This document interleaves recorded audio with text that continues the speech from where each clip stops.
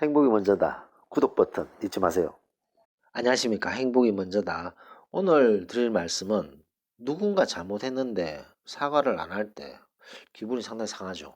그럴 때 어떻게 하면 좋은가에 대해서 몇 말씀 드리도록 하겠습니다. 우리가 상대방이 있잖아요. A가 있고 본인이 있다. 우리가 있고 A가 있다. 이렇게 상대방이 있는데 우리가 잘못할 때 있어요. 우리가 오해를 했을 때. 그 A를 오해한 거죠. 뭔가 일이 잘못됐는데 A 때문에 이 일이 잘못됐다고 우리가 오해를 딱 할 때가 있습니다. 그랬을 때 이 오해였다는 것이 밝혀지면 바로 사과를 우리가 해야 되죠. 바로 사과를 해야 됩니다. 그 사과를 안 하고 마음속으로도 오해를 했으면 내 사실 마음속으로 사실 오해를 했었다. 마음속으로 했는 것도 내가 미안하다라고 얘기를 해야 되는 거죠. 왜냐하면 마음속에 오해를 하고 있어도 0점 몇 초 만에 그런 기운들이 왔다 갔다 하기 때문에 그 상대방은 저 사람 잘못된 걸 나 때문에 오해하고 있나? 라고 이제 순간적으로 캐치를 해버립니다. 그렇기 때문에 그런 마음을 먹었다 손치더라도 사과를 해야 됩니다. 누군가를 오해했다면. 사실 얘기를 안 해서 그런데 이런 일이 좀 잘못됐을 때 자네가 연루됐다고 내가 좀 오해를 했다. 그 오해했는 부분에 대해서 진심으로 사과한다. 이 사과를 먼저 해야 됩니다. 그런데 둘이 팽팽하게 맞을 때가 있어요. 그러니까 서로 오해를 했는 경우라든가 그러니까 이쪽 편에서 이쪽 우리의 말이 맞고 A 편에 갔을 때는 A의 얘기가 맞고 이 팽팽하게 맞섰을 때 이랬을 때도 먼저 사과하는 게 제일 좋습니다. 왜냐하면 먼저 사과하는 것이 사과를 받아내는 제일 빠른 길이거든요. 그래서 우리가 A와 오해를 했고 A도 우리한테 오해를 했고 이 쌍방간에 이런 문제가 생겼을 때는 이쪽 편에서 얘기를 들어보면 맞고 저쪽 편에서 얘기를 들어보면 맞고 이럴 때는 먼저 그냥 사과를 하는 것이 제일 깔끔하죠. 그러면 그쪽 편에서도 사실 나도 이렇게 해서 미안하게 됐다. 그러면서 금방 없어지게 됩니다. 근데 상대방이 먼저 사과하기를 기다리면 그 골이 쓸데없이 깊어질 수 있어요. 아무것도 아닌 것이. 그래서 본인이 잘못했거나 아니면 서로 오해를 했을 경우에는 우리가 먼저 사과를 해야 됩니다. 그런데 우리가 잘못한 게 하나도 없어요. 남이 무조건 잘못했어요. 남이 무조건 잘못했는데 그 어색한 분위기가 싫고 그 기운이 싫어서 그냥 내가 잘못했다고 하지 뭐. 그래야지 빨리 이 기분 나쁜 이 기분을 없앨 수 있기 때문에 그냥 내가 사과하지 뭐. 그래서 잘못한 것이 없는데 사과하는 경우가 있습니다. 이거는 무조건 잘못됐다는 거죠. 그래서 제가 동영상에 싸운 후에 사과하지 마라. 여기서 본인이 잘못한 게 없는데 사과하는 거는 절대로 해서는 안 됩니다. 왜냐하면 그거는 애벌레를 괴물로 키우는 거와 똑같습니다. 애벌레를 괴물로 키우고 그 잘못한 사람이 잘못한 것을 모르게 만드는 거기 때문에 본인이 잘못하지 않았을 때는 절대로 사과하면 안 되는 거죠. 자, 근데 이 상대방이 사과를 안 할 때가 있어요. 분명히 상대방이 잘못했는데 사과를 안 하는 거죠. 자, 그럴 때 이제 답답하잖아요. 그럴 때 어떻게 하느냐라는 문제가 있습니다. 사연을 주신 향우옥함님께서 사연을 주셨는데 이분의 얘기는 간단합니다. 어떤 A라는 사람이 잘못했어요. 근데 이건 법적으로 문제는 없어요. 근데 A가 잘못했고 이 잘못했다는 증거도 없어요. 근데 A가 잘못한 거는 맞아요. 이 A의 잘못 때문에 이 A가 이제 부동산 중개사인데 이 부동산 중개사 A가 잘못해서 경제적인 손실, 스트레스, 가정의 불화 이것이 1년째 이어오고 있다.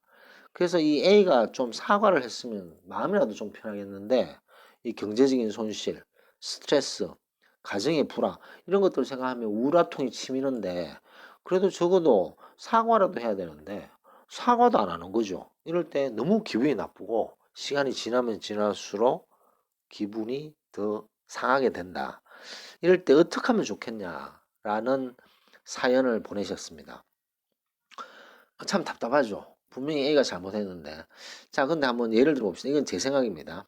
그 댓글을 토대로 제가 생각해 본 건데, A가 이제 부동산 중개사잖아요. 부동산 중개사가 할 수 있는 거는 사야 된다, 팔아야 된다. 이것밖에 없잖아요. 사야 된다, 팔아야 된다. 자, 근데 사지 말아야 될 것을 샀다고 칩시다. 부동산 중개사가 이거는 사면 안 되는 건데 부동산 중개사의 말에 속아서 샀어요. 사버렸어요. 사서 경제적인 손실과 스트레스, 이것을 도대체 왜 산 거야? 그러면서 이제 남편하고의 불화 생기면서 스트레스를 받았는 거죠. 이랬을 때도 가서 얘기를 하셔야 됩니다. 왜냐하면 이 A 부동산 중개사 같은 경우에는 분명히 그럴 거예요. 아, 좀 미안하긴 미안한데 뭐 결국에는 본인이 결정했고 본인이 사인했으니까 본인이 책임져야 될 부분이지 이렇게 생각하는 부분이 있는 거죠. 그럴 때는 찾아가셔서 말씀을 따박 하시면 됩니다. 예를 들어서 뭐 향후 감리 같은 경우에는 부동산 중개사로부터 상처를 받았기 때문에 어 부동산 중개사 말을 듣고 한 거잖아요. 그래서 사실 초보자 입장에서는 부동산 중개사의 말을 많이 들을 수밖에 없다. 그때 이것을 사라 그랬기 때문에 초보자 입장에서는 그것을 따르는 게 있다. 물론 마지막 사인을 한 것은 나의 결정이지만 그래도 그게 지대한 영향을 미쳤는 것은 사실이다. 그래서 섭섭한 부분이 없지나 당연히 있다. 그런 섭섭한 마음을 내 계속 안고 있는 게 그래서 나는 좀 섭섭한 마음을 표현을 해야 되겠다. 뭐 그렇다고 해서 이걸 갖다 뒤집을 수도 없는 부분이고 그래도 초보자인 본인의 입장에서는 이런 잘못된 부분을 결정을 한 건 본인이지만 그래도 그 과정에서의 섭섭함은 내가 숨길 수가 없다. 사실대로 얘기하시면 그러면 그 부동산 중개하시는 분도 뭐 업노말한 사람이 아니라면 본인도 사실 좌불안석이었다. 그렇게 사라고 얘기했는데 그것이 잘 안 되어서 사실 자기도 신이 아니다 보니까 이렇게 잘못된 경우에는 자기가 참 마음이 불편하다. 그래서 정말 진심으로 사과드린다. 그리고 다음에 정말 좋은 기회가 있으면 내가 나름대로 최선을 다해보겠다. 뭐 이런 식으로 이제 되는 거죠. 자, 반대 입장. A가 부동산 중개사예요. 그러면 이제 팔라는 거예요. 팔라고 한 거죠. 이것을 팔아라. 지금 파는 게 타이밍이다. 그래서 홀라당 파셨어요. 팔고 나니까 가격이 오른 거야. 그래서 경제적인 손실, 스트레스, 그걸 도대체 왜 판 거야? 하라고 이제 남편하고의 이제 불화가 생겼다 칩시다. 물론 최종 사인을 한 것은 본인입니다만 똑같습니다. 그걸 찾아가서 사실 초보자 입장에서는 부동산 중개사가 얘기하는 것을 많이 따를 수밖에 없는 게 초보자의 입장이다. 근데 그때 팔라고 얘기를 해서 팔긴 팔았고 최종 결정은 내가 했지만 그래도 영향을 많이 줬는 것은 사실이다. 그 부분에 있어서 섭섭한 마음이 없을 수가 없다. 그래서 참 섭섭하다. 그래서 섭섭한 것을 계속 속으로만 감추고 있다 보니까 이거는 아닌 것 같아서 그래도 내가 정말 섭섭했다는 사실을 알아줬으면 좋겠다. 그리고 초보자 입장에서는 이런 식의 잘못됐을 경우에 섭섭한 마음이 생길 수밖에 없다. 물론 그것을 팔아서 내가 이득이 됐을 때 커미션을 복비라고 하죠. 복비를 2배로 주는 건 아니지만 그래도 고맙다는 생각을 하겠지만 그래도 이게 잘못됐을 경우에는 나도 인간인지라 그렇게 얘기했던 당신 A한테 섭섭한 마음이 있다라고 얘기를 하는 거죠. 그러면 A도 똑같은 얘기를 할 겁니다. 사실 얘기를 안 했지만 자기는 좌불안석이었다. 그때 물론 최종 결정은 당신이 하셨지만 그래도 거기에 제가 좀 영향을 준 것 같아서 죄송한 마음이 있고 뭐 나중에 정말 좋은 물건이 있거나 좋은 상황이 되면 제가 최선을 다해서 도와주겠다. 뭐 이런 식으로 얘기가 끝나는 겁니다. 이게 이제 상당히 중요한 부분이죠. 왜냐하면 어떤 사람이 잘못했고 어떤 사람의 영향을 받아서 결과가 잘못 나왔을 때 그것을 속으로만 이렇게 꿍하게 있으면 그게 속병됩니다. 속병. 근데 이걸 갖다가 이제 얘기를 하고 그 사람을 왜냐하면 그 얘기를 안 하고 있으면 길 지나가다가 만날 때마다 속이 팍팍 상하거든요. 근데 사실대로 얘기를 하고 이렇고 이렇게 해서 내 마음이 이렇다. 내 마음이 자기 내부에서 나오는 소리를 솔직하게 얘기를 하는 거죠. 그 사람한테. 그래서 섭섭함이 많았다. 그러면 그 상대방이 본인도 미안하게 생각한다. 본인도 뭐 신도 아닌데 어떻게 예측할 수 있겠냐. 뭐 이런 식으로 넘어가게 되고 이 A라는 부동산 중개사가 가끔씩 보면 좋은 물건들이 있거든요. 그런 좋은 물건을 다음에 소개해 주겠다. 뭐 이런 식으로 또 나중에는 그것이 전화위복이 되어서 더 좋은 일이 생길 수도 있습니다. 그렇기 때문에 남이 잘못해서 그 사람이 사과를 하지 않는다면 가서 얘기를 하셔야 돼요. 얘기를 해서 그 사람의 사과를 받든지 그 사람의 사과를 받지 않든지 그거는 그 사람의 역량 차이잖아요. 내가 섭섭하다는 것을 얘기를 했는데도 불구하고 그 사람이 사과를 안 할 수도 있고 사과를 할 수도 있습니다. 하지만 그런 마음에 있었던 우리 마음에 있었던 그 섭섭한 마음을 우리가 그 사람에게 입으로 얘기를 했는 거잖아요. 이것이 중요한 거죠. 이것이 중요하고 그 우리가 입으로 얘기했는 것을 받아들이고 그 사람이 아 정말 나도 잘못했다. 그러면 화가 많이 풀리지만 이 사람이 그래도 사과를 안 한다. 그러면 그 사람의 몫인 거죠. 이 사람은. 하지만 우리가 마음속에 있는 이 섭섭함을 입으로 얘기를 했다는 것이 중요하다고 저는 항상 생각합니다. 근데 이 입으로 얘기할 때 절대로 말을 높이거나 화가 난 듯이 얘기를 하면 이거는 그 사람이 잘못했음에도 불구하고 이건 우리가 손해볼 때가 많습니다. 그렇기 때문에 항상 이런 어떤 센시티브한 이슈잖아요. 사과를 받아내고 사과를 이 사람이 했으면 좋겠고 내 섭섭했던 마음을 표현할 때는 절대로 음성을 높여서는 안 됩니다. 뭐 그러기 위해서는 연습을 좀 많이 하셔야 돼요. 이 연습이 뭐냐면 저는 항상 그 거울 얘기를 하는데 거울을 보고 이렇게 말을 이렇게 쭉 한번 해보세요. 말을 해보면 자기도 모르게 얘기하면서 이렇게 막 화가 날 때가 있습니다. 근데 그런 것들을 연습을 통해서 충분히 차분하게 따박따박 얘기할 수 있는 그런 연습을 하고 난 뒤에 그 사람에게 섭섭했던 마음을 표현을 하는 거죠. 그러면 그 상대도 얘기를 듣고 반성을 하게 되고 그래 사실 내가 좌불안석이었다. 정말 미안하다. 그래서 다음에 우리 더 좋은 그런 상황에서 서로 노력해보자. 뭐 그런 식으로 이제 얘기가 오고 가고 그렇게 됐을 때 그 가슴에 쌓여있던 그런 어떤 기분 나쁨, 섭섭함 이런 것들을 씻어낼 수가 있는 겁니다. 근데 이것을 얘기를 안 하고 놔두면요. 이게 계속 커져요. 계속 커지고 이 A가 잘못하지 않았는 것까지 더불어서 막 이 사람을 비난하게 되고 남을 비난하면 또 본인의 또 손해잖아요. 그런 식으로 이제 진행되기 때문에 누구에게 섭섭한 마음이 있다 그러면 바로 얘기를 하셔야 됩니다. 누구에게 화가 났다 바로 얘기를 하셔야 돼요. 얘기를 할 때 그 대화의 기술이 중요한 거죠.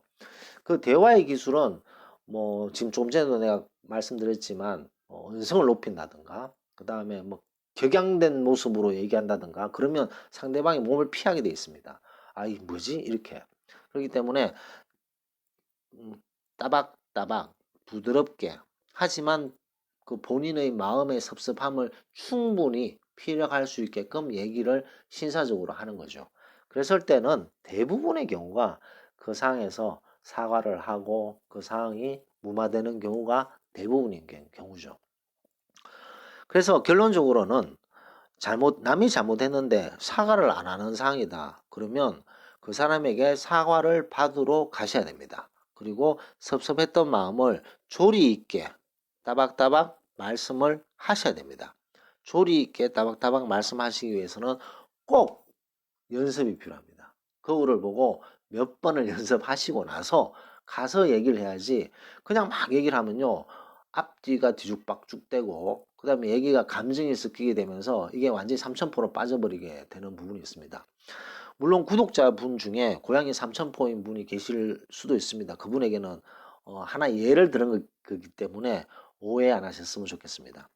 아니 사실 제가 그런 적이 있었어요. 어떤 모임에서 얘기를 하다가 아 이렇고 하다 보면 이게 잘못하면 3,000% 빠질 수 있어. 그랬더니 한 그 모임에 한 명이 내 고향이 3,000%인데 그러더라고요. 그래서 그다음부터 내가 말을 좀 조심한다고 생각을 하는데도 그게 자꾸 나오네요. 어쨌든 3,000% 고향에 두신 분들에게는 제가 죄송한 말씀드리고 하나 예를 든 거니까 오해 없으시기 바랍니다. 그래서 본인의 섭섭했던 마음, 화가 났던 마음을 충분히 피력을 하셔서 그 사람의 반응을 하는 것을 이제 기다리는 거죠. 대부분의 경우는 그런 상황에서 사과를 하면서 그 어떤 남아있던 앙금 이런 것들이 없어지게 되는 경우가 많다라는 것을 말씀드리고 싶습니다. 제가 이 상처받은 마음, 상처받았는 마음, 그것을 공유와 소통을 통해서 우리 행복이 먼저다의 가장 큰 장점 중에 하나가 이 구독자분들의 너무나도 수준 높은, 그 다음에 진짜 진지하게 댓글을 달아주시는 부분이라고 저는 생각합니다. 그리고 이 댓글을 썼다가 지우는 것도 제가 다 볼 수가 있거든요. 이게 딱 쓰셨다가 지워도 저한테 남아있어요.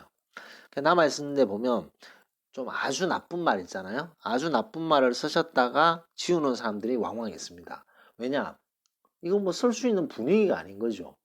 쓸 수 있는 분위기가 아닌 것. 그러니까 대부분의 분들이 정말 진솔하게 그 사람을 위해서 자신의 어떤 경험, 경륜, 연륜 이런 것들 토대로 정말 진솔하게 솔직하게 소통하고 공유하는 그런 분위기가 팽배하다 보니까 아주 부정적이거나 잘못된 얘기, 그 다음에 쌍스러운 얘기 이런 걸 쓰다가도 본인이 미안해서 지우는 경우를 제가 몇 번 봤습니다. 이게 보통 그 나쁜 말 있잖아요. 그런 말을 써서 몇 번을 지우는 여러 명을 봤거든요. 그만큼 우리 행복이 먼저다의 큰 장점은 많은 분들이 서로 공유를 하고 그 다음에 의사를 소통하고 그 다음에 자신의 어떤 생각을 피력하는 데 있어서 최선을 다해서 진지하게 하는 그런 소통 공간이 있다는 것을 저는 강조하고 싶습니다. 그래서 어떤 상처받은 마음이 있으신 분들의 댓글을 제가 이렇게 인용을 해서 저의 의견을 드리고 또 다른 분들의 구독자분들의 댓글을 통해서 같이 의견을 공유하는 이런 어떤 코너를 계속 활성화시키려고 하고 있습니다.